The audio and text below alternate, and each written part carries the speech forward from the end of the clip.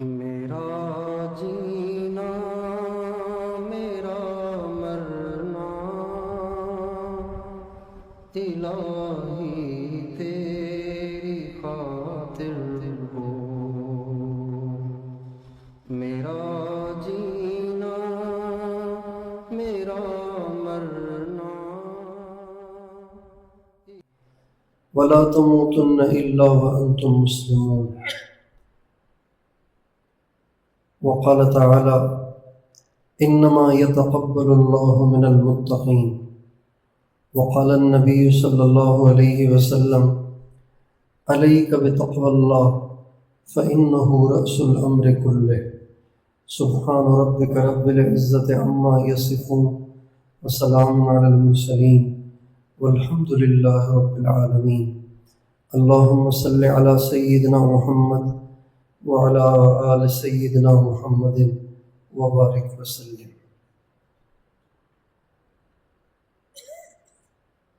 اللہ تعالیٰ کا سارا دین محترم اور معظم ہے۔ اللہ تعالیٰ کا سارا دین مقدس ہے۔ اللہ تعالیٰ کا سارا دین قیمتی ہے۔ دین کی چھوٹی سے چھوٹی بات دنیا اور جو کچھ دنیا میں ہے اس سے زیادہ قیمتی بھی ہے اور عظیم الشان بھی ہے، لیکن اللہ تعالیٰ نے دین کے احکام میں بھی ایک دوسرے پر فضیلت رکھی ہے۔ اللہ تعالیٰ فرماتے ہیں تِلْكَ الرُّسُلُ فَضَّلْنَا بَعْضَهُمْ عَلَى بَعْضٍ۔ نبی سارے ہی عالی شان ہیں، سارے ہی عظیم المرتبت ہیں، لیکن نبیوں کے بھی آپس میں درجات ہیں۔ ہمارے علماء اہل سنت کا عقیدہ ہے کہ نبیوں میں سب سے اونچی شان حضرت محمد صلی اللہ علیہ وسلم کی ہے۔ ان کے بعد حضرت ابراہیم ہیں، ان کے بعد حضرت موسیٰ ہیں، حضرت عیسیٰ ہیں، حضرت نوح علیہ السلام ہیں، پھر 313 رسول ہیں اور پھر تمام انبیاء ہیں۔ تو انبیاء کے بھی آپس میں درجات ہیں، اسی طرح دینی احکام کے بھی آپس میں درجات ہیں۔ 5 چیزیں تو بنیادی ہیں۔ بنی الاسلام علی 5، اسلام کی بنیاد 4 چیزوں پر ہے۔ اگر یہ 4 چیزیں ہیں تو اسلام ہے، اگر یہ 4 چیزیں نہیں ہیں تو اسلام ہی سرے سے نہیں ہوتا۔ ان میں سے پہلا کلمہ پڑھنا، اور دوسرا 5 وقت کی نماز ادا کرنا، تیسرا 40ویں حصے کی زکوٰۃ دینا، چوتھا رمضان کے روزے رکھنا، اور 5واں بیت اللہ کا حج کرنا۔ یہ اسلام کے ارکان کہلاتے ہیں، اور یہ اللہ تعالیٰ کے اپنے بندوں پر لازم کیے گئے فرائض ہیں کہ جس کے بغیر نجات ممکن نہیں ہے، جس کے بغیر نجات نہیں ہوگی۔ یہ اللہ تعالیٰ کا آئین اور اللہ تعالیٰ کا قانون ہے۔ پھر ان تمام احکام اور اللہ تعالیٰ کی ساری زندگی کی بندگی کی قبولیت کے لیے اللہ تعالیٰ نے ایک چیز کی شرط لگائی ہے۔ یعنی دوسرے الفاظ میں یوں کہیں، اگر ایک آدمی ساری نمازیں بھی پڑھ کے آئے، سارے روزے بھی رکھ کے آئے، زکوٰۃ بھی دے کر آئے، اور حج بھی کر کے آئے، اور لا الہ الا اللہ محمد الرسول اللہ کی گواہی بھی لے کے آئے، یہ 5 فرائض اس نے پورے کر لیے، لیکن اگر وہ والی شرط پوری نہیں کرے گا تو اس کے یہ اعمال اور ارکان اللہ کے ہاں قبول نہیں ہوں گے۔ اللہ تعالیٰ نے وہ شرط لگائی ہے تمام احکام کی قبولیت کے لیے، بلکہ پورے دین کی قبولیت کے لیے۔ دین کا چھوٹے سے چھوٹا عمل بھی اگر ہے تو اس کی قبولیت کے لیے ضروری ہے اس کام کا کرنا۔ اگر کوئی دعوت کی محنت کر رہا ہے تو یہ نبیوں کا کام ہے اور دنیا کا عظیم الشان کام ہے۔ مقاصد نبوت میں سے سب سے پہلا مقصد نبوت جو قرآن مجید میں بتایا گیا ہے وہ دعوت ہی کا ہے، اور اللہ تعالیٰ نے ہمارے نبی کی صفات بھی جو بتائی ہیں ان میں دعوت کو مقدم کیا ہے۔ تو دعوت کی عظمت، دعوت کی اہمیت میں دو رائے نہیں، لیکن دعوت کی قبولیت کے لیے بھی ایک شرط ہے۔ علم دین پڑھنا، علم دین پڑھانا، اس میں زندگیاں کھپانا، یہ بہت بڑا عمل ہے۔ سونا بھی ان لوگوں کا عبادت ہے، ان کے لیے فرشتے بھی دعائیں کرتے ہیں، اور بلوں میں چونٹیاں بھی دعائیں کرتی ہیں، ہواؤں میں پرندے بھی دعائیں کرتے ہیں، سمندروں میں مچھلیاں بھی ان کے لیے دعائیں کرتی ہیں، لیکن ان کی ساری جد و جہد کی قبولیت کے لیے ایک چیز کی شرط ہے۔ حاجی لاکھوں روپے لوٹاتا ہے، کتنی مشقت اٹھاتا ہے، یہاں سے چل، اب تو جہاز آ گئے تو کافی سہولت ہو گئی، ورنہ بحری جہازوں میں جاتے تھے، خشکی کے راستوں سے جاتے تھے، سال بازوں کو لگ جاتے تھے، بحری جہاز والوں کو مہینوں لگ جاتے تھے، پیاس، گرمی، سردی، سفر کی تھکن، اور آج کل کی طرح ایسے انتظامات نہیں تھے، ایسی سہولیات نہیں تھیں۔ یہ ساری تکلیفیں بڑی عظیم و شان ہیں، لیکن ان کی بھی قبولیت کے لیے ایک شرط ہے۔ رمضان کے روزے بڑا عظیم و شان فریضہ ہے، لیکن اس کی قبولیت کے لیے شرط ہے۔ زکوٰۃ کی ادائیگی بہت بڑا فریضہ ہے، لیکن اس کی قبولیت کے لیے ایک شرط ہے۔ یہ جتنے احکام خداوندی ہیں، جتنے اسلام کے بنیادی احکام ہیں، یہ سارے کے سارے اگر کوئی پورے بھی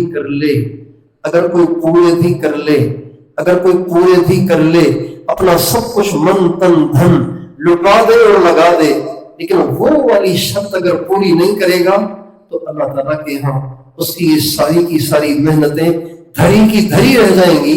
اور وہ شرط پتہ ہے کیا ہے؟ بالکل آسان سی شرط ہے۔ وہ کیا ہے؟ اللہ تعالیٰ فرماتے ہیں انما یتقبل اللہ من المتقین۔ اللہ تعالیٰ فرماتے ہیں تم جو چاہو کرو، قبولیت کے لیے پہلے تقویٰ لاؤ۔ تقویٰ کے بغیر قبول نہیں کروں گا۔ تقویٰ ہے تو نماز قبول ہے، تقویٰ ہے تو حج قبول ہے، تقویٰ ہے تو روزہ قبول ہے، تقویٰ ہے تو صدقہ خیرات اور زکوٰۃ قبول ہے، تقویٰ ہے تو تبلیغ قبول، تقویٰ ہے تو جہاد قبول، تقویٰ ہے تو تعلیم و تدریس قبول، تقویٰ ہے تو ہر نیکی قبول ہے۔ اور اگر تقویٰ نہیں ہے تو یہ ساری کی ساری نیکیاں دھری کی دھری رہ جائیں گی۔ اللہ تعالیٰ نے تقویٰ کو سارے اعمال کی قبولیت کے لیے شرط قرار دیا ہے۔ انما یتقبل اللہ من المتقین، اس کا ترجمہ یہ ہے اللہ صرف اور صرف نیکیاں اس کی قبول کرتا ہے جس میں تقویٰ ہو۔ یہ ہے اس کا ترجمہ، صرف اور صرف بھی قرآن میں اللہ تعالیٰ صرف اور صرف اس کی نیکیاں قبول کرے گا جس میں تقویٰ ہوگا۔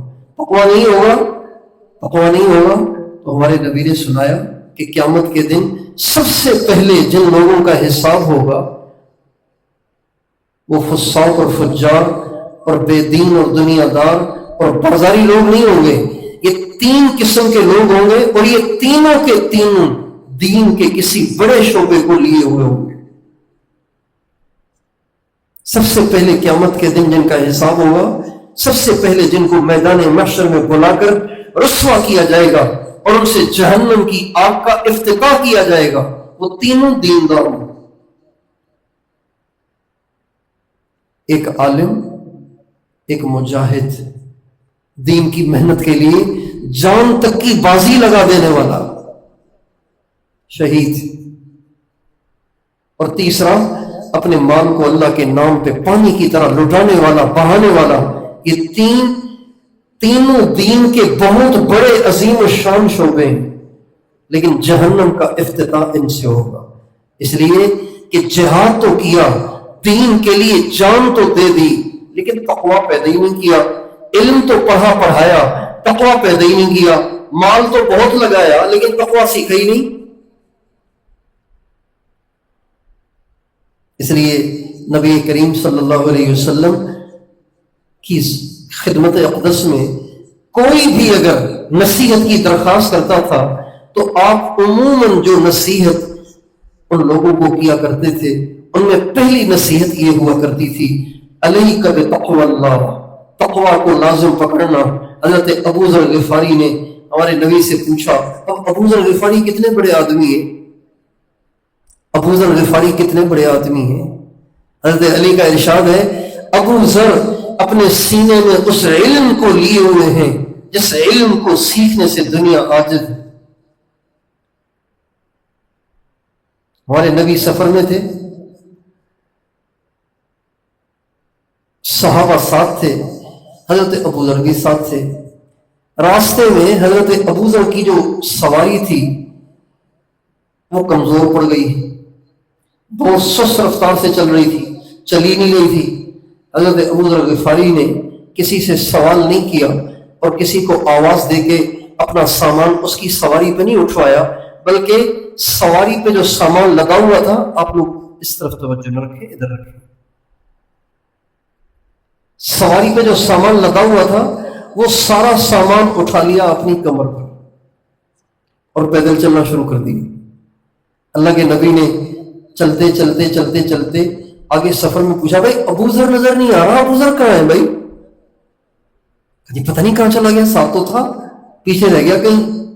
اللہ کے نبی نے انتظار کیا تو دیکھا دور سے حضرت ابو ذر تنے تنہا اپنا سارا سامان اپنے کندھے پہ لادے ہوئے پیدل چلتے ہوئے آ رہے ہیں۔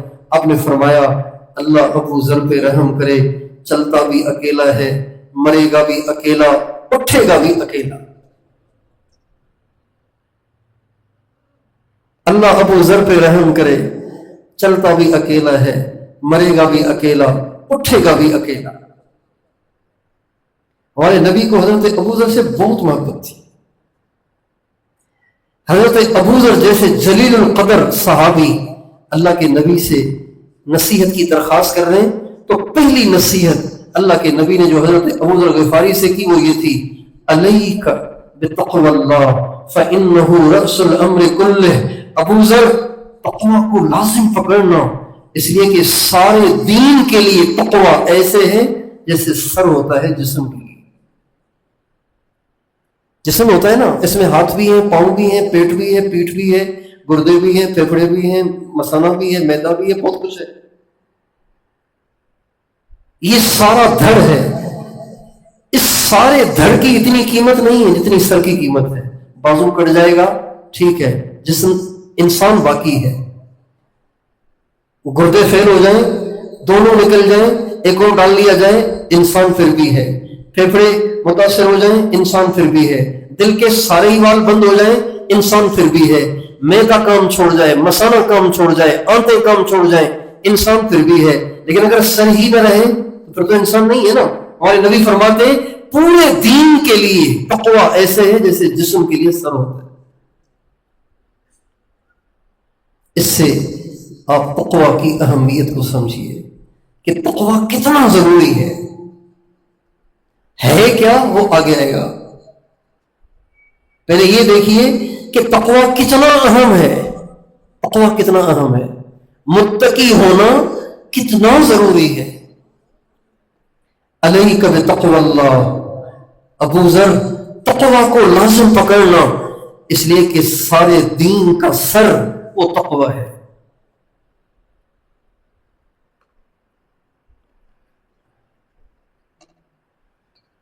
اور تقوی کی اہمیت کا آپ اس سے اندازہ لگائیے کہ خود نبی اکرم سرور دو عالم صلی اللہ علیہ وسلم خود بھی اللہ پاک سے تقوی کو آرزو بنا کر مانگا کرتے تھے۔ آپ علیہ السلام کی دعا ہے، آپ علیہ السلام کی دعا ہے جو آپ نے تہجد میں مانگی ہے اور تہجد میں بھی سجدے میں مانگی ہے۔ ہمارے نبی کا ارشاد ہے تہجد کے سجدے کو غنیمت جانو، اس کو اللہ سے دعاؤں سے آباد کیا کرو۔ تہجد ہو اور پھر سجدہ ہو تو دعا کی قبولیت میں کوئی شک ہو سکتا ہے؟ ایک صحابی نے پوچھا ای الدعاء اسمع، یا رسول اللہ سب سے زیادہ دعائیں اللہ کس کو قبول کرتے ہیں؟ آپ نے فرمایا سب سے زیادہ اللہ تعالیٰ 2 وقتوں میں دعائیں قبول کرتے ہیں، ایک فرض نمازوں کے بعد اور ایک تہجد کے وقت میں، یعنی رات کے آخری تہائی حصے میں۔ ہمارے ہاں فرضوں کے بعد دعا مانگنے کا بھی رواج اب آہستہ آہستہ ختم ہو رہا ہے۔ اجتماعی دعا میں کوئی اختلاف کرے تو کرے، فرض نماز کے بعد دعا میں اختلاف نہیں ہے۔ فرض نماز کے بعد تو دعا کرنی چاہیے۔ حضرت مولانا الیاس صاحب رحمۃ اللہ علیہ مجدد دوران، بانی تبلیغ مولانا الیاس صاحب رحمۃ اللہ علیہ، فرض نماز کے بعد جو جلدی کھڑا ہو جاتا اس کو اتنا زور سے ڈانٹتے تھے کہ ساری مسجد گونجتی تھی، اور فرماتے تھے جب مانگنے کا وقت آیا تو تم اٹھ کے جا رہے ہو، جب مانگنے کا وقت آیا تم اٹھ کے جا رہے ہو۔ فرض نمازوں کے بعد اللہ بہت سنتے ہیں، ہر دعا قبول ہوتی ہے۔ حضرت عبداللہ ابن مسعود رضی اللہ تعالیٰ عنہ فرماتے ہیں ہم اپنی دعاؤں کو، ہم اپنی حاجتوں کو سنبھال کر رکھتے تھے فرض نماز تک، کہ فرض نماز آئے گی، پڑھیں گے، پھر اس کام کی دعا کریں گے۔ کوئی کام پیش آ گیا، اب دعا کرنی ہے، بھائی ابھی نہیں کریں گے، ٹھہرو ذرا، نماز کا ٹائم تھوڑی دیر کے بعد ہو جائے گا، نماز پڑھیں گے پھر دعا کریں گے۔ حضرت عبداللہ ابن مسعود فرماتے ہیں فرض نمازوں کے بعد اور تہجد کے وقت میں جو بھی مسئلہ ہو، جو بھی پریشانی ہو، جو بھی دکھ درد ہو، حل نہ ہونے والا مسئلہ ہو، ان 2 وقتوں کی دعا کو لازم پکڑ لیجیے۔ وظیفوں کے پیچھے نہ پڑیے، 1000 دفعہ یہ، 1000 دفعہ وہ، 1000 دفعہ یہ، 1000 دفعہ وہ، اس کے پیچھے نہ پڑیے۔ ان 2 وقتوں کی دعا کو اور ان 2 وقتوں میں گڑ گڑا کے دعا مانگنے کو لازم پکڑیے۔ ہم دعا مانگتے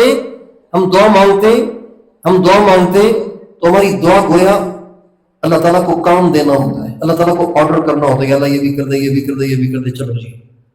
دعا اس کو نہیں کہتے، دعا کہتے ہیں ادعوا ربکم تضرعا وخفیہ۔ اللہ تعالیٰ فرماتے ہیں گڑ گڑا کے، چمٹ چمٹ کے مجھ سے مانگا کرو، مجھ سے مانگو چمٹ چمٹ کر، گڑ گڑا کر۔ اب علیہ السلام کا ارشاد ہے ان اللہ یحب المسرین بالدعاء، اللہ پاک کو وہ بندے بڑے اچھے لگتے ہیں جو اللہ پاک سے چمٹ کے مانگتے ہیں، ٹٹ جاتے ہیں، اڑ جاتے ہیں، جان ہی نہیں چھوڑتے۔ اس کو کہتے ہیں المسرین، جو جان ہی نہ چھوڑے، اس کو کہتے ہیں المسرین۔ ہمارے پاکستان کے بزرگ تھے حضرت حاجی بشیر صاحب رحمۃ اللہ علیہ، پرانے تبلیغ والے ان کو جانتے ہوں گے۔ حضرت مولانا احسان الحق صاحب کے والد گرامی، پاکستان کے دوسرے امیر، حضرت حاجی عبدالوہاب صاحب سے پہلے جو امیر تھے وہ حضرت حاجی بشیر صاحب، وہ دعا کرتے تھے، 4 گھنٹے دعا کرتے تھے، اور ایک ایک دعا کو 10 15 20 منٹ دہراتے تھے۔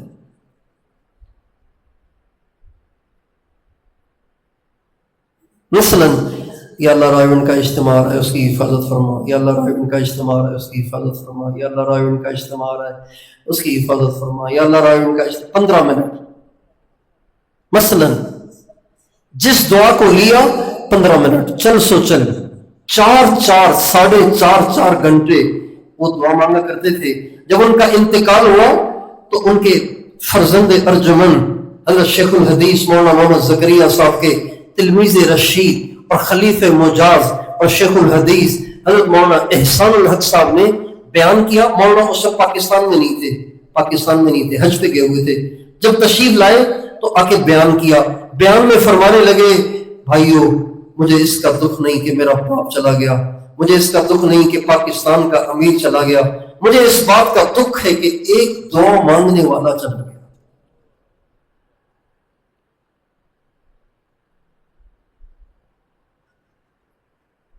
اللہ دیتا ہے، ہم لیتے نہیں ہیں اللہ سے۔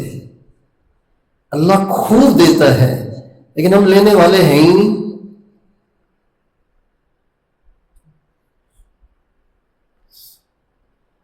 ہم تو مائل بکرم ہیں، کوئی سائل ہی نہیں، راہ دکھلائیں کسے رہ منزل ہی نہیں. علامہ اقبال کہتے ہیں جواب شکوہ میں، ہم تو مائل بکرم ہیں کوئی سائل ہی نہیں. دیں تو صحیح، کرم کریں تو صحیح، فضل کریں تو صحیح، لیکن کس سے کریں؟ کوئی ہے ہی نہیں یہاں طالب سچا. یہاں آتے ہیں چٹھے سنانے والے،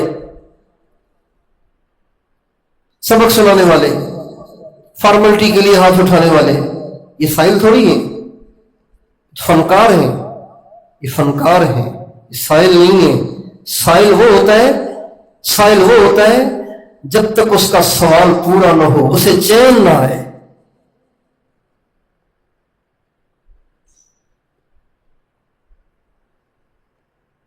سائل کے الفاظ نہیں ہوتے، سائل کا انداز ہوتا ہے.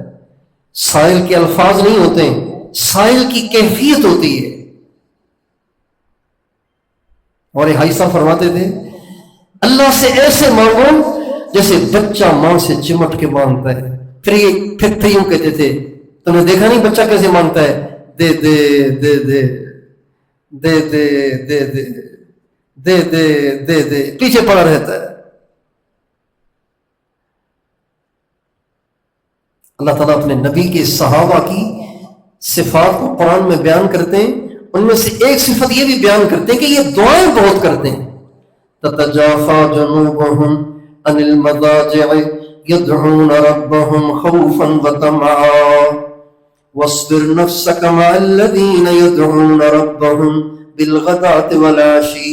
اے میرے نبی جم کے بیٹھا کریں آپ اپنے ان صحابہ کے ساتھ جو دن رات اللہ کو پکارتے رہتے ہیں. ان کے پہلو، ان کی کمر خوابگاہوں سے، ان کے بستروں سے دور رہتی ہے. کرتے کیا ہے؟ بس اللہ سے دعائیں کرتے رہتے ہیں، مانگتے رہتے اور کوئی کام ہی نہیں ان کا.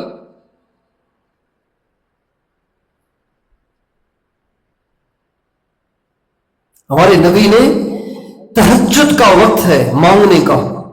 ہمیشہ اس بات کو یاد رکھیے، کوئی مسئلہ آئے، کوئی پریشانی آئے، کوئی وظیفے ہزاروں کی تعداد میں پڑھنے کی بجائے ان 2 وقتوں کی دعا کو غنیمت جانیے اور اس میں ڈٹ جائیے. آپ بھی، بیوی بھی، بچے بھی، اہل و عیال بھی، گھر بار بھی، ڈٹ جائیے ان 2 وقتوں میں دعا کے لیے. دیکھیں اللہ مسئلے حل کرتا ہے کہ نہیں کرتا.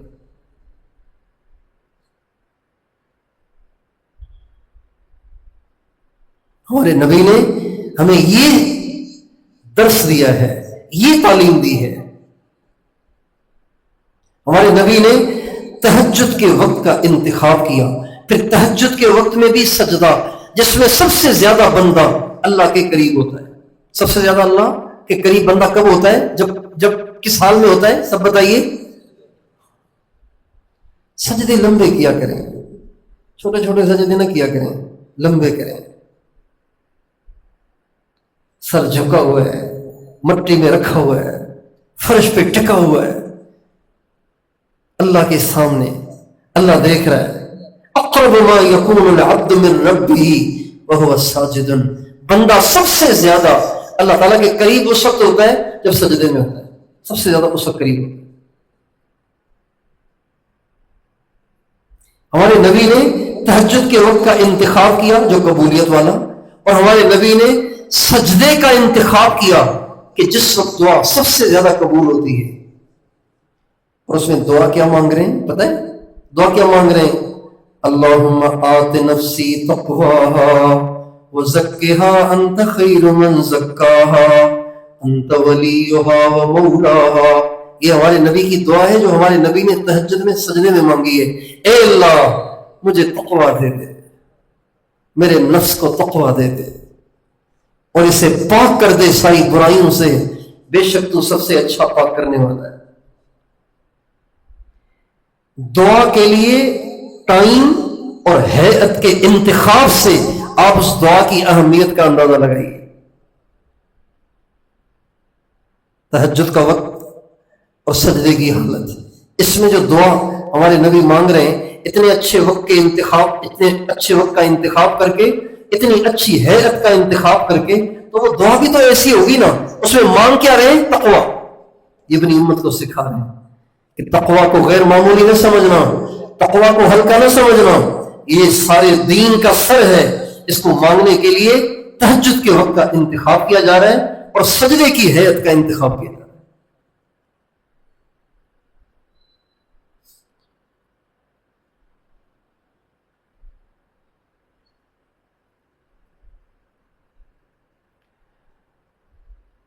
جہاں قرآن مجید میں حج کے احکام بیان کیے گئے ہیں تو وہاں پہ اللہ تعالیٰ نے حجاج کرام کو ہدایات دی ہیں، حجاج کرام کو ہدایات دی ہیں، اور حجاج کرام کو ہدایات دیتے ہوئے اللہ تعالیٰ فرماتے ہیں وَتَزَوَّدُوا، توشہ ساتھ لے کے جانا، توشہ ساتھ لے کے جانا، ایسے نہ کہ پھر دوسروں سے بھیک مانگتے پھرو، توشہ ساتھ لے کے جانا۔ آگے فرماتے ہیں وَتَزَوَّدُوا فَإِنَّ خَيْرَ الزَّادِ التَّقْوَىٰ، توشہ ساتھ لے کے جانا، اور میں بتاؤں سب سے اچھا توشہ کیا ہے؟ سب سے اچھا توشہ تقویٰ ہے، سب سے اچھا توشہ تقویٰ ہے۔ تقویٰ کسے کہتے ہیں؟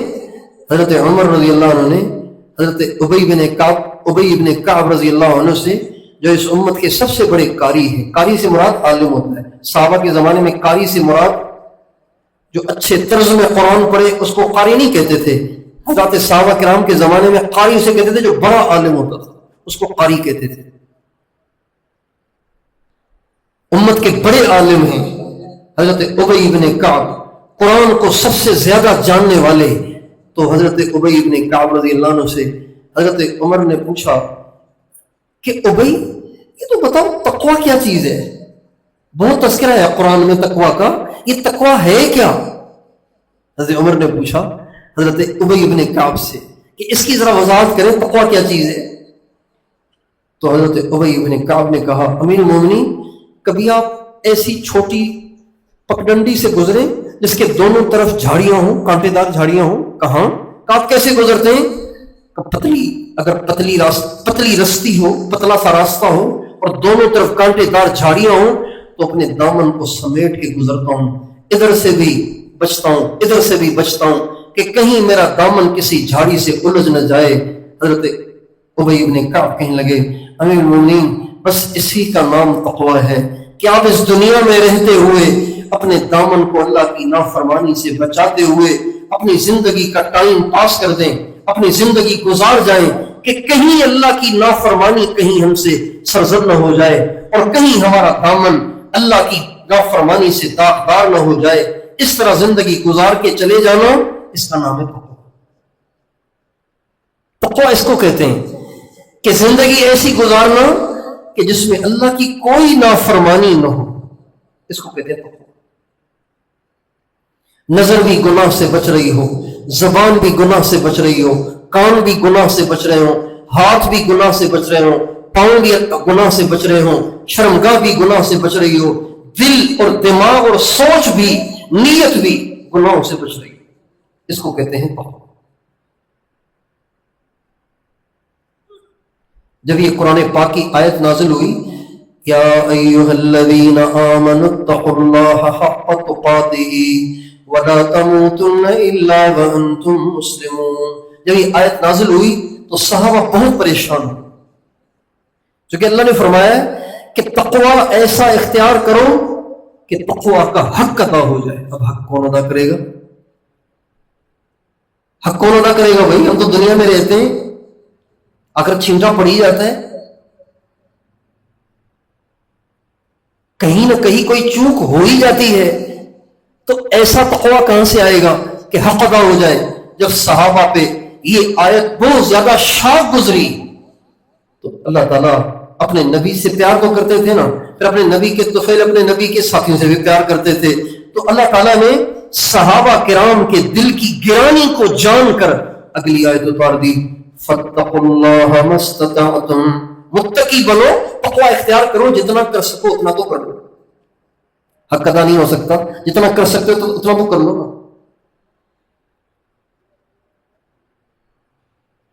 تقویٰ یہ سارے دین کا سر ہے۔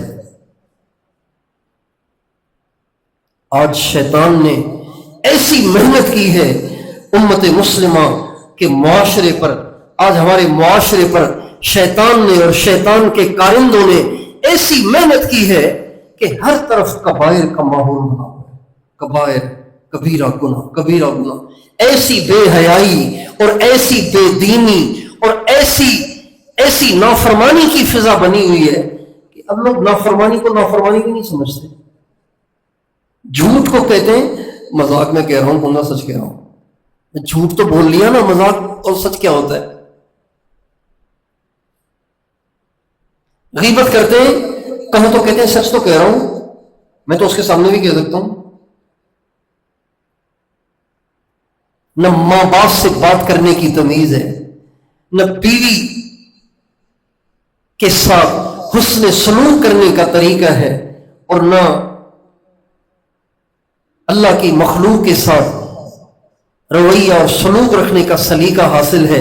ہر طرف، ہر شعبے، ہر لائن، ہر کام میں اللہ کی نافرمانی ہے.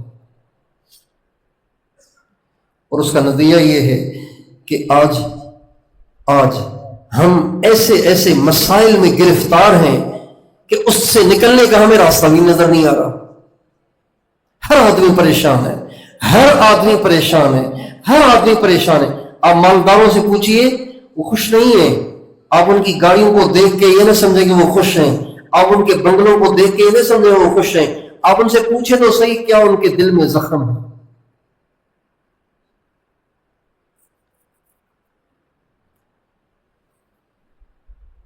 مالدار بھی پریشان ہیں، غریب بھی پریشان ہیں، اولاد والے بھی پریشان ہیں، بے اولاد بھی پریشان ہیں، شادی شدہ بھی پریشان ہیں، غیر شادی شدہ بھی پریشان ہیں، شہری بھی پریشان ہیں، دیہاتی بھی پریشان ہیں.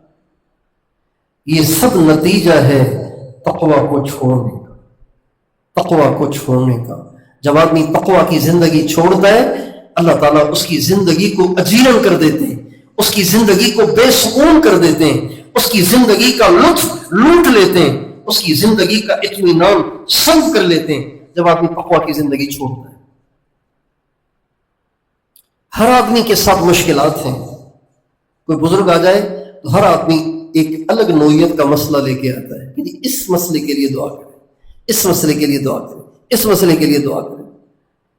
ہر ایک کی مسئلے کی نوعیت الگ ہے. ایسا کوئی بھی نہیں ملتا کہ جو کہتا ہے اللہ کا شکر ہے کوئی مسئلہ نہیں، اللہ کا شکر ہے کوئی مسئلہ نہیں، میری زندگی میں کوئی مسئلہ نہیں. ایسا کوئی بھی نہیں ملتا، ڈھونڈنے سے بھی نہیں ملتا. اللہ تعالیٰ نے تقوی کے اندر یہ خصوصیت رکھی ہے کہ جب انسان متقی بن جاتا ہے، اللہ تعالیٰ اس کو وہاں سے نکال لیتا ہے جہاں سے نہیں نکل سکتا تھا، جہاں سے انسان اپنی تدبیر سے نہیں نکل سکتا تھا. آپ قرآن پاک کی آیت میں تھوڑا سا غور کیجیے، اللہ تعالیٰ کیا فرماتے ہیں. اللہ تعالیٰ فرماتے ہیں وَمَن يَتَّقِ اللَّهَ يُخْرِجْهُ، یہ نہیں کہتے جب متقی بنے گا اللہ اس کو نکال دے گا مسئلے سے، پریشانی سے، مصیبت سے، تکلیف سے نکال دے گا. اللہ یہ نہیں کہتے. اللہ تعالیٰ فرماتے ہیں وَمَن يَتَّقِ اللَّهَ يَجْعَل لَّهُ مَخْرَجًا، جو متقی بنے گا اگر اس کے نکلنے کا کوئی راستہ نہیں ہوگا تو میں راستہ بھی خود ہی بنوں. ایسا بھی کوئی پھنسنے والا پھنسے کہ راستہ ہی نہیں نکلنے کا. اللہ تعالیٰ فرماتے ہیں راستہ نہیں ہے نا تو ہم راستہ بنا دیں گے، ہمارے لیے کیا مشکل ہے. یجعل لہ مخرجا، نکالیں گے نہیں، نکالیں گے تب جب راستہ ہو. راستہ ہی نہیں ہے. اللہ فرماتے ہیں میں اس کے لیے راستہ بھی بناؤں گا اور اس کو پھر نکال بھی دوں گا اگر وہ متقی بنے. اور آپ دیکھیں حضرت یوسف کو اللہ نے نکالا کہ نہیں نکالا؟ بولیے نکالا کہ نہیں نکالا؟ یوسف علیہ السلام کے بھائیوں نے کیا چاہا؟ قتل کرنا، ہلاک کرنا، ذلیل کرنا، ہمیشہ کے لیے باپ سے اوجھل کر دینا اور باپ سے دور کر دینا. یہ ان کے بھائیوں کی پلاننگ تھی اور انہوں نے ڈھونڈ ڈھانڈ کے ایک ویران کنویں میں جا کے پھینکا. وہاں سے اٹھائے گئے اور مصر کے بازار میں بیچے گئے. عزیز مصر کے گھر میں آئے، بیوی کی نیت خراب ہوئی، اس نے جیل میں ڈلوا دیا، جیل میں پڑے رہے. جیل سے نکال کے اللہ نے تخت پہ بٹھا دیا اور بھائیوں کو آ کے قدموں میں ڈال دیا اور ماں باپ سے بھی ملوا دیا. یہ ساری کہانی قرآن میں اللہ سنا کے آگے پتہ ہے کیا فرماتے ہیں؟ یہ سارا میں نے کیوں کیا؟ ان کے بھائیوں کی تدبیر کو فیل کیوں کیا اور حضرت یوسف کو جیل سے اٹھا کے تخت پہ کیوں بٹھایا؟ اللہ فرماتے ہیں انہ من یتق ویصبر فإن اللہ لا یضیع اجر المحسنین. یوسف متقی تھا اس لیے کیا میں نے سب کچھ. یوسف میں تقوی تھا اس لیے میں نے سارا نظام چلایا. یہ انہ من یتق ویصبر فإن اللہ لا یضیع اجر المحسنین. ہمارے نبی کو لوگ تنگ کرتے تھے، الٹی سیدھی باتیں سناتے تھے، ہمارے نبی پہ الزام باندھتے تھے، بہتان باندھتے تھے. ہمارے نبی کا دل پریشان ہو جاتا تھا، آپ تنگ دل ہو جاتے تھے. سچے آدمی کو جھوٹا کوئی کہے تو وہ پریشان تو ہوگا نا. ہمارے نبی جب زیادہ پریشان ہوتے تو اللہ تعالیٰ فرماتے وَاصْبِرْ وَمَا صَبْرُكَ إِلَّا بِاللَّهِ وَلَا تَكُ فِي ضَيْقٍ مِّمَّا يَمْكُرُونَ إِنَّ اللَّهَ مَعَ الَّذِينَ اتَّقَوْا وَالَّذِينَ هُمْ مُحْسِنُونَ. میرے نبی آپ صبر کریں، آپ تنگ نہ ہوں ان کی سازشوں سے، ان کے پروپیگنڈوں سے، ان کے غلط منصوبوں سے. آپ پریشان نہ ہوں، اللہ متقیوں کا ساتھی ہے. اللہ کس کا ساتھی ہے؟ متقیوں کا. میرے دوستو یہ تقوی بڑا وصف ہے، بڑا وصف ہے، بڑی عظیم شان دولت ہے. متقی ہونا یعنی اپنی زندگی ایسی گزارنا کہ کہیں اللہ کی نافرمانی نہ ہو جائے، اور اگر ہو جائے تو فوراً توبہ طائب ہو کر دھو دھا کے اللہ سے پکا وعدہ کر کے عہد کر کے دوبارہ زندگی شروع کر دینا. یہ بھی تقوی ہے، یہ بھی تقوی ہے.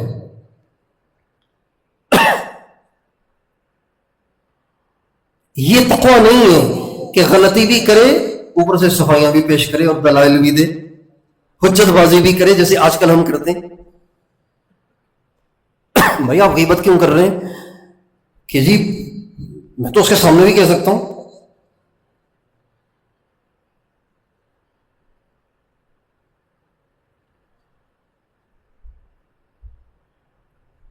قرآن مجید میں سینکڑوں جگہ اللہ تعالیٰ نے تقوی کی ترغیب دی، سینکڑوں جگہ تقوی کی ترغیب دی ہے.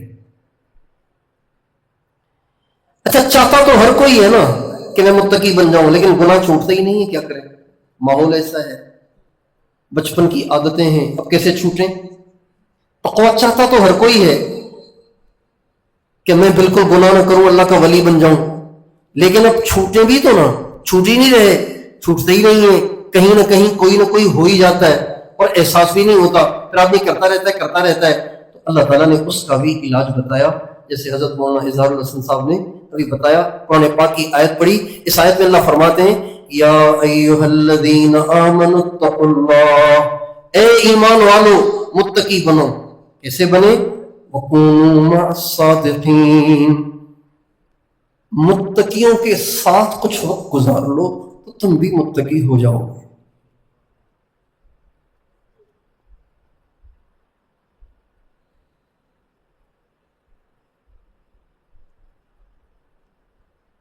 آپ الفاظ میں غور کیجئے گا، اللہ تعالیٰ کیا فرماتے ہیں؟ اللہ تعالیٰ یہ نہیں فرماتے یا ایھا الذین آمنوا اتقوا اللہ واصحبوا المتقین، یا ایھا الذین آمنوا اتقوا اللہ واصحبوا الصادقین. صادقین اور متقین ایک ہی بات ہے، صادقین اور متقین ایک ہی چیز، دو نام ہیں ایک ہی شخصیت کے.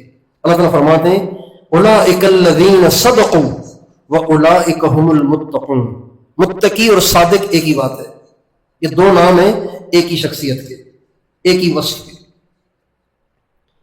تو اللہ تعالیٰ نے یوں نہیں کہا یا ایھا الذین آمنوا اتقوا اللہ واصحبوا الصادقین، اے ایمان والو متقی بنو اور صحبت اختیار کرو متقیوں کی. یہ نہیں فرمایا. یہ حکم تو اس سے بھی پورا ہو جائے گا کہ آپ تھوڑی دیر ان کے پاس بیٹھے، پھر ان کا اپنا راستہ آپ کا اپنا راستہ. یہ حکم اس سے بھی پورا ہو جائے گا. اللہ تعالیٰ نے یہ نہیں کہا، بلکہ اللہ تعالیٰ فرماتے ہیں وَكُونُوا مَعَ الصَّادِقِينَ، متقی بننا ہے تو ہو جاؤ ان کے ساتھ. یہ جہاں جا رہے ہیں تم بھی وہاں چلنا شروع کر دو، ہو جاؤ ان کے ساتھ۔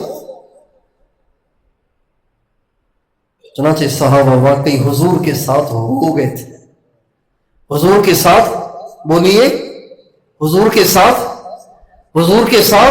ہو گئے تھے۔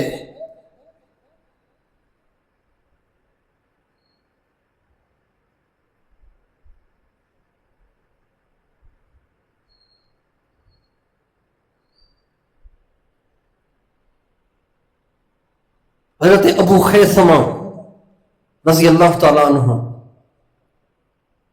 غزوہ تبوک کا موقع ہے، اللہ کے نبی تشریف لے گئے، ابو خیثمہ نہیں گئے، 30,000 آدمی لے کے حضور تشریف لے گئے تبوک کی طرف، روم کی طرف تبوک تک گئے، ابو خیثمہ نہیں گئے، پکے مسلمان ہیں۔ گھر میں تشریف لائے تو 2 بیویاں تھیں اور ساتھ گھر تھے، یہ بھی گھر بالکل ساتھ، بیچ میں دیوار۔ جو ہی اپنے گھر کی طرف آئے تو اس گھر کے دروازے پہ بھی بیوی استقبال میں کھڑی ہوئی تھی، اس گھر کے دروازے میں بھی بیوی ٹھنڈا پانی لیے استقبال میں کھڑی ہوئی تھی، باہر چھڑکاؤ کیا ہوا تھا، ایسا سائے دار ٹھنڈا منظر بنا ہوا تھا، گرمی شدید تھی ان دنوں اور ایسا ٹھنڈا منظر بنا ہوا تھا۔ لیکن جو ہی اس چھڑکاؤ کی جگہ کے قریب پہنچے اور ٹھنڈک لگی تو فوراً خیال آیا میرے نبی تو دھوپ میں ہوں، میرے نبی تو سفر میں ہوں، میرے نبی تو در بدر ہوں، اور میں یہاں 2 بیویوں کے پہلو میں بیٹھے مزے کرتا رہوں اور ٹھنڈے پانی پیوں اور اس چھڑکاؤ والی جگہ میں بیٹھوں اور یہاں کا سایہ حاصل کروں۔ نہیں، میں نے یہاں نہیں رہنا۔ دونوں بیویوں سے کہا میں نے اندر نہیں آنا، حضور دھوپ میں ہیں، میں اندر آ کے سایہ حاصل نہیں کروں گا، میرا سامان لے آؤ، میں یہیں سے جاتا ہوں۔ چنانچہ سامان باہر منگوایا اور سامان کو لیا اور چل پڑے۔ اللہ کے نبی صحابہ کے ساتھ بیٹھے ہوئے تھے تو آپ فرمانے لگے ابو خیثمہ پتہ نہیں کہاں ہے۔ تھوڑی دیر میں غبار اٹھا، صحابہ نے کہا حضور غبار تو نظر آ رہا ہے، اب ہمیں کن ابا خیثمہ، اللہ کرے ابو خیثمہ ہی ہو۔ تھوڑی دیر کے بعد ابو خیثمہ تشریف لے آئے۔ اس کو کہتے ہیں کونوا مع الصادقین، ساتھ ہو جاؤ ان کے۔ اور یہ آیتیں پتہ ہے کس کے بارے میں اتری ہیں؟ یہ آیتیں اتری ہیں حضرت کعب بن مالک، حضرت ہلال بن امیہ، حضرت مرارہ بن ربیع کے بارے میں۔ یہ آیتیں ان کے بارے میں اتری ہیں، یا ایھا الذین آمنوا اتقوا اللہ وکونوا مع الصادقین، اے ایمان والو تقوی اختیار کرو، حضور ادھر ہے تم یہاں بیٹھے ہو، کیوں نہیں گئے تم حضور کے ساتھ؟ تمہیں ان کے ساتھ ہونا چاہیے تھا۔ اس کو کہتے ہیں کونوا مع الصادقین، یعنی اللہ والوں سے چپک جاؤ، بس متقیوں کے ساتھ چپک جاؤ، متقیوں کے ساتھ چپکے رہو گے تو تم بھی متقی بن جاؤ گے اور متقیوں کے حکم میں آ جاؤ گے۔ لیکن اگر متقیوں سے چپکو گے نہیں تو تمہیں تقویٰ نہیں آئے گا۔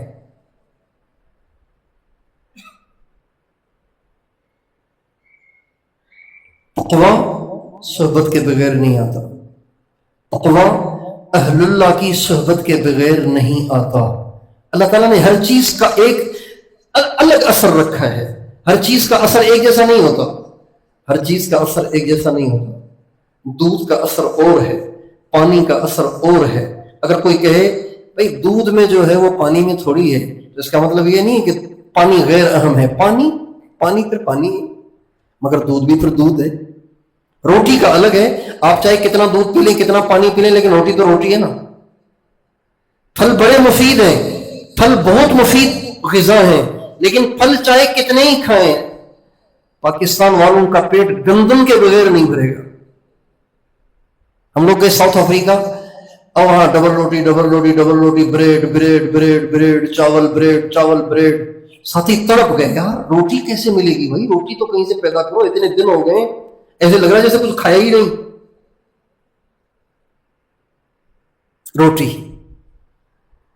ہر چیز کا الگ اثر ہے، اس کا الگ ذائقہ ہے، اس کی الگ تاثیر ہے۔ اہل اللہ کی صحبت کا یہ اثر ہے کہ انسان متقی ہو جاتا ہے۔ دعوت کا الگ اثر ہے، تبلیغ میں جانے کا الگ اثر ہے، مدرسے کا الگ اثر ہے. حرام اور حلال کی تمیز مدارس سے اور علماء کی صحبت سے آئے گی، اس کے بغیر نہیں آئے گی. تبلیغ میں جانے سے آپ کو مسائل معلوم نہیں ہوں گے کہ یہ جائز ہے، یہ ناجائز ہے، یہ غلط ہے، یہ صحیح ہے، یہ مسنون ہے، یہ مکروہ ہے، یہ سنت ہے، یہ بدعت ہے. یہ آپ کو تبلیغ سے معلوم نہیں ہوگا، یہ مدارس سے اور علماء سے معلوم ہوگا. تبلیغ کا ایک الگ اثر ہے، وہ کیا؟ امت کا غم، دین کا درد، انسانیت کی ہمدردی، انسانیت کی خیر خواہی. پہلے تو خود نماز نہیں پڑھتے تھے، اب ساری دنیا کے نمازی بننے کے لیے رو رہے ہیں. یہ تبلیغ کا اثر ہے. یہ یہیں سے ملے گا، یہ مدرسوں سے نہیں ملے گا، یہ مدرسوں سے نہیں ملے گا، یہ کہیں سے بھی نہیں ملے گا، یہ تبلیغ سے ہی ملے گا. جب گھر گھر کے دھکے لگیں گے تو ایک ایک امتی کی قدر آئے گی اور انسانیت کی ہدایت کا غم دل میں پیدا ہوگا. حرام حلال کی تمیز، جائز ناجائز کے مسائل، یہ آپ کو علماء سے، مدارس سے ملیں گے. اور تقویٰ جو ملے گا، اللہ سے محبت جو ملے گی، اور تقویٰ جو ملے گا، اللہ کا خوف جو ملے گا، چھوٹے سے چھوٹے گناہ سے بچنے کی استعداد اور قوت جو ملے گی نا، وہ ملے گی اہل اللہ کی صحبت سے. وہ اس کے بغیر نہیں آئے گی، وہ یہیں سے ملے گی.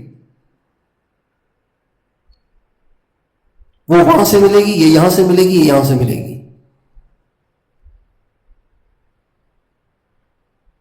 ہر چیز کے پانے کی جگہ الگ ہے. آپ کو دوائی چاہیے تو میڈیکل اسٹور پہ چلے جائیں، سبزی منڈی نہیں جانا. پھر آپ نے سبزی چاہیے تو سبزی کی دکان پہ چلے جائیں. کریانہ چاہیے، کریانے سودا سلف چاہیے، کریانے کی دکان پہ چلے جائیں، وہ وہاں سے ملے گا. کراکری کا سامان چاہیے پلاسٹک والا، آپ کراکری کی دکان پہ چلے جائیں. آپ سبزی والے سے کہیں گے مجھے پلاسٹک کے پیالے چاہیے، وہ کہاں سے لائے گا؟ ہاں، دنیا میں کچھ ایسی نادر اور نایاب زمانہ اور یگان روزگار شخصیات ایسی بھی اللہ تعالیٰ پیدا کر دیتے ہیں جو ایک ہی وقت میں مدرسہ بھی ہوتی ہیں، ایک ہی وقت میں مبلغ بھی ہوتی ہیں، دعوت کا درد بھی رکھتی ہیں، اور ایک ہی وقت میں وہ تقویٰ کا نور بھی رکھتی ہیں، اللہ کی محبت کا سرچشمہ بھی ہوتی ہیں. لیکن یہ کچھ شخصیات ہوتی ہیں. اللہ تعالیٰ نے مولانا الیاس صاحب کو ساری چیزوں کا جامع بنا دیا تھا. وہ ایک وقت میں مضبوط عالم بھی تھے اور ایک ہی وقت میں ساری دنیا کے انسانوں کی ہدایت کا درد لیے ہوئے بھی تھے، اور ایک ہی وقت میں شیخ اور مرشد اور مربی اور مزکی اور تقویٰ کو بانٹنے والے پیر بھی تھے. لیکن ایسے ہر زمانے میں ہر جگہ پیدا نہیں ہوتے. اس لیے بھائیوں، اہل اللہ کی صحبت کو اپنی ضرورت سمجھیں. اہل اللہ کی صحبت کو اپنی ضرورت سمجھیں.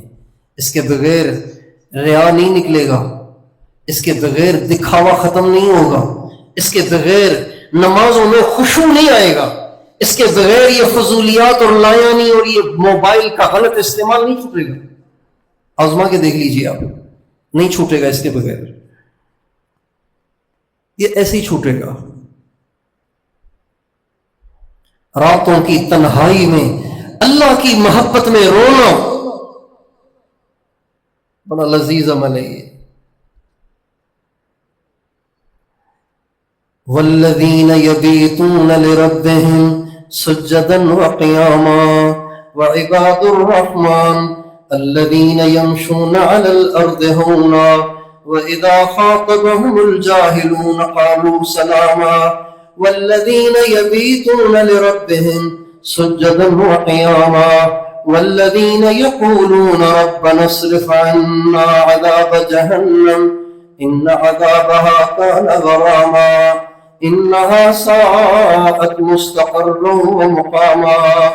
اللہ تعالیٰ فرماتے ہیں رحمان کے بندے بتاؤں کون ہیں؟ رحمان کے بندے وہ ہیں جو جھک کے چلتے ہیں، ان میں تواضع کوٹ کوٹ کے بھری ہوتی ہے، وہ اپنے آپ کو کچھ نہیں سمجھتے.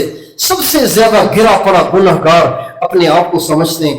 ہر مسلمان کی وہ قدر کرتے ہیں، اور اگر ان سے کوئی الجھنے کی کوشش کرے، بحث مباحثے میں ڈالنے کی کوشش کرے، ان سے کوئی حجت بازی کرے، تو وہ اس کو بھی اس سے الجھتے نہیں ہیں، اس کا جواب نہیں دیتے ہیں بلکہ السلام علیکم کہہ کر آگے نکل جاتے ہیں. اور وہ ہیں جو ساری رات یا سجدے میں ہوتے ہیں یا قیام میں ہوتے ہیں. والذین یسجدون ویقومون، یہ نہیں فرمایا والذین یقومون ویسجدون من اللیل، اور رات کا کچھ حصہ کھڑے ہوتے ہیں اور سجدہ کرتے ہیں، یہ نہیں فرمایا بلکہ فرمایا والذین یبیتون لربہم سجدا وقیاما، ان کی راتیں ہی گزرتی ہیں سجدے میں اور قیام میں. اب میں آپ سے پوچھتا ہوں کہ نماز میں قیام پہلے ہوتا ہے سجدہ پہلے ہوتا ہے؟ بولیے. قیام پہلے ہوتا ہے نا. اللہ اس کے الٹ کہہ رہے ہیں والذین یبیتون لربہم سجدا وقیاما، وہ راتیں گزار دیتے ہیں سجدے میں اور قیام میں، جبکہ قیام پہلے ہوتا ہے سجدہ بعد میں ہوتا ہے، لیکن اس لیے کہ ان کے سجدے قیام سے بھی لمبے ہوتے ہیں، اور ان کو سجدے میں جو مزہ آتا ہے نا وہ قیام میں بھی نہیں آتا.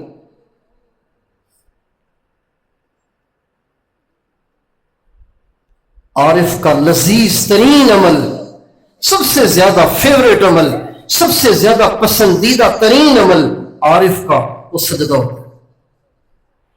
بس سر پڑا رہے میرے پروردگار کے سامنے، اور نہ صبح صادق ہو اور نہ سجدے سے سر اٹھانے کی نوبت آئے.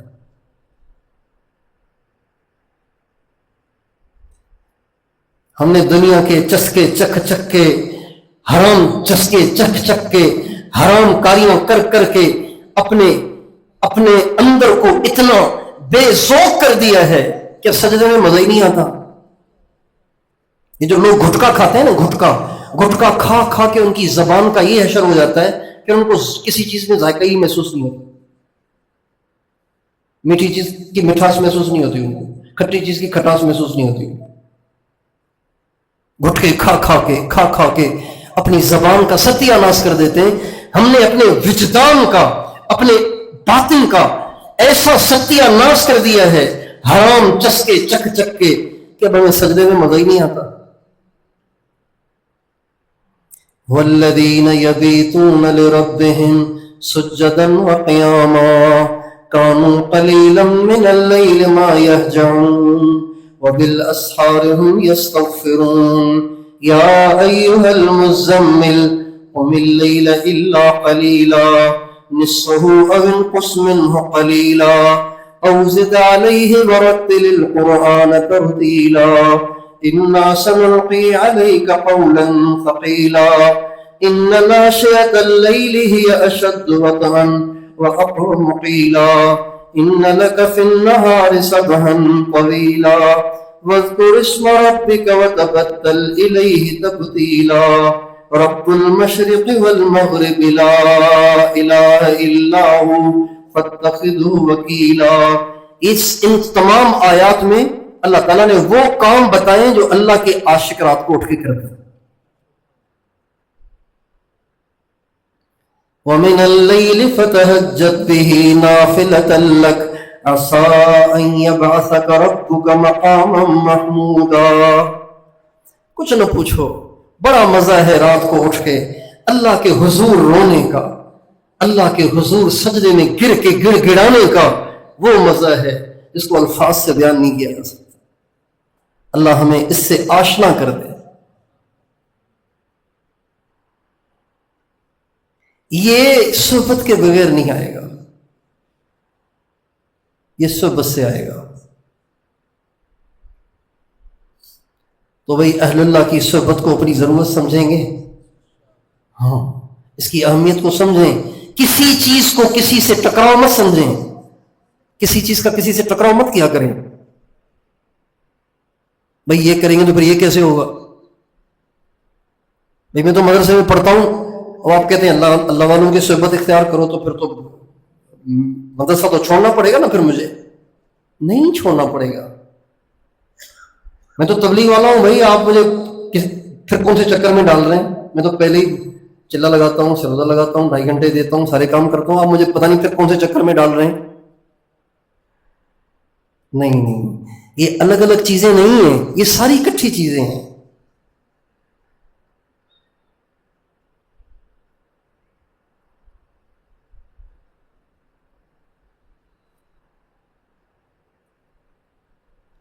ایک گاڑی سفر پہ جا رہی ہے، سفر پہ چل رہی ہے، منزل کی طرف رواں دواں ہے، ڈرائیور نے دیکھا میٹر کو کہ پیٹرول کم ہو رہا ہے، کہا بھائی پیٹرول پمپ پہ جانا پڑے گا، بائیں طرف تھوڑا سا چلنا پڑے گا۔ جو جا رہا ہے اس نے کہا آپ پھر مجھے کہاں لے کے جا رہے ہیں بھائی، میرے تو منزل پہ جانا ہے، میرا راستہ تو ادھر ہے۔ بھائی تھوڑا سا جانے میں کیا حرج ہے بھائی، پیٹرول بھروائیں گے پھر چلیں گے، ورنہ آگے جا کے کھڑے ہو جائیں گے پھر۔ تو ہماری مثال ایسی ہے، کسی سے کہو بھائی اپنے سارے کام علماء سے پوچھ کے کرو، علماء کے پاس آنا جانا رکھو۔ بھائی آپ پھر ہمیں کون سے چکر میں ڈال رہے ہیں، ہم تو ایک راستے پہ چل رہے ہیں، اسی پہ چلنے دو ہمیں۔ بھائی اللہ والوں کی صحبت میں بیٹھا کریں، بھائی آپ ہمیں کون سے چکر میں ڈال رہے ہیں، پھر ہم تو ایک راستے پہ چل رہے ہیں۔ بھائی تبلیغ میں جایا کرو، سے روزہ لگایا کرو، آخر ساری دنیا کے انسانوں کی ہدایت کا غم کھانا بھی تو آپ ہی کے ذمہ ہے۔ بھائی میں تو فلاں شیخ سے بیعت ہوں، پتہ نہیں کون سے چکر میں ڈالنے لگے مجھے۔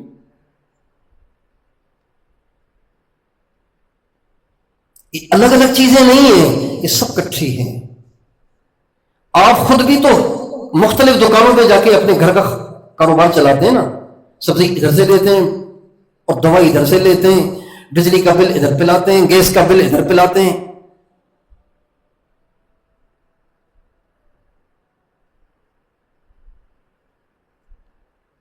بیمار ہو جائیں تو کسی اور کے پاس جاتے ہیں دکھانے کے لیے، اے سی خراب ہو جائے تو کسی اور کی دکان پہ جاتے ہیں اے سی ٹھیک کروانے کے لیے، بچہ بیمار ہو جائے تو چائلڈ اسپیشلسٹ کے پاس چلے جاتے ہیں، بیوی بیمار ہو جائے تو پھر کسی لیڈی کے پاس چلے جاتے ہیں۔ تو مختلف جگہوں پہ جاتے ہیں کہ نہیں جاتے ہیں؟ یہی بات ہے۔ تو اہل اللہ کی صحبت کو اپنی ضرورت سمجھیں، اہل اللہ کی صحبت کو ضرورت سمجھیں، زندگی کا ہر کام علماء سے پوچھ کے کریں، اور انسانیت کی ہدایت کا درد اور غم، ختم نبوت کی ذمہ داری کو سمجھنے کے لیے تبلیغ ہو جائے۔ تیار ہیں انشاءاللہ؟ اللہ تعالیٰ مجھے بھی توفیق دے، آپ کو بھی۔ وآخر دعوانا ان الحمد للہ رب العالمین۔